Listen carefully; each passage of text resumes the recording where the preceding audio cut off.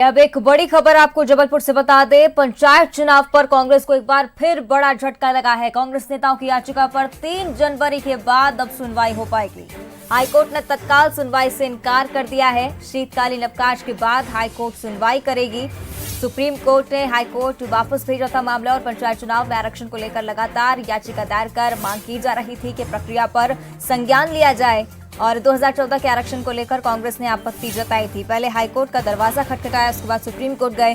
Supreme court ने दोबारा high court भेजा और हाईकोर्ट की तरफ से अब ये बड़ा झटका कांग्रेस को लगा है। कांग्रेस नेताओं की याचिका पर अब 3 जनवरी के बाद ही सुनवाई होगी। तो हाईकोर्ट ने तत्काल सुनवाई से इनकार कर दिया है। शीतकालीन अवकाश के बाद हाईकोर्ट सुनवाई करेगी। सुप्रीम कोर्ट ने हाईकोर्ट के पास ये मामला भेजा था और कांग्रेस को उम्मीद थी कि जबलपुर हाईकोर्ट में उनकी बात सुनी जाएगी, लेकिन एक बड़ा झटका इसको कह सकते हैं कांग्रेस के लिए।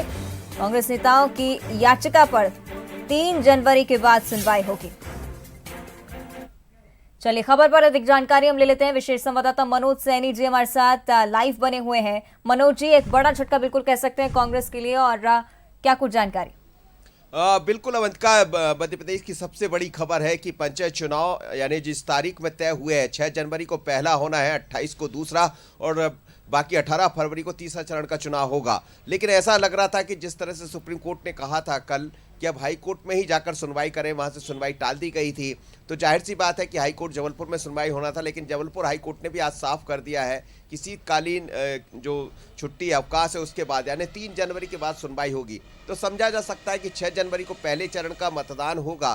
तो अब ये कहा जा सकता है कि मतदान होगा, चुनाव होगा, क्योंकि तारीख रहेगी नहीं उसमें। और जैसे ही 3 जनवरी के बाद सुनवाई होगी तो 6 जनवरी को पहला चरण होना है। तो हमें लगता है कि चुनाव का रास्ता बनता हुआ दिखाई दे रहा है। हालांकि दोनों ही दल, चाहे भारतीय जनता पार्टी की बात करें, कांग्रेस की बात करें, दलीय आधार पर ये चुनाव नहीं होते हैं, लेकिन अपने अपने समर्थक, अपने अपने जो भी लोग हैं उनके लिए काम जरूर कर रहे हैं।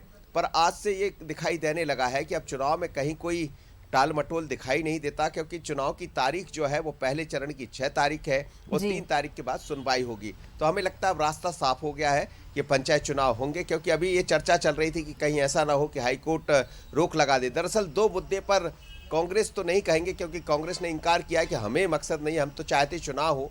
पर सैयद जफर कांग्रेस के प्रवक्ता है और पहले वो जिला पंचायत के सदस्य भी रहे, उनकी तरफ से एक याचिका लगाई गई थी सुप्रीम कोर्ट में, जया ठाकुर और उनकी तरफ से।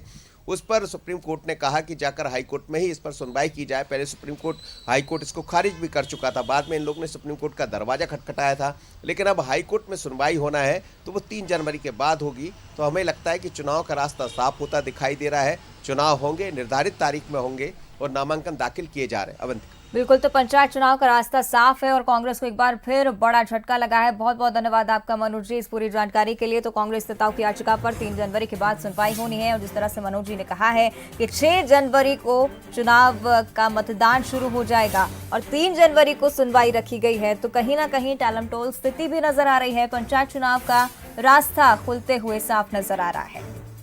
तो शीतकालीन अवकाश के बाद हाईकोर्ट ने सुनवाई करने का फैसला किया है।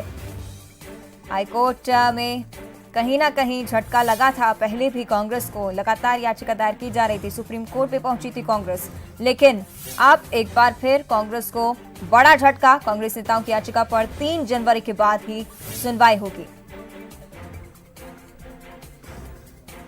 तो लगातार कांग्रेस की तरफ से मांग उठाई जा रही थी, प्रक्रिया पर सवाल उठाए जा रहे थे, रोटेशन प्रक्रिया का पालन नहीं होने की बात कही जा रही थी और तमाम सवाल कांग्रेस की तरफ से उठाए जा रहे थे।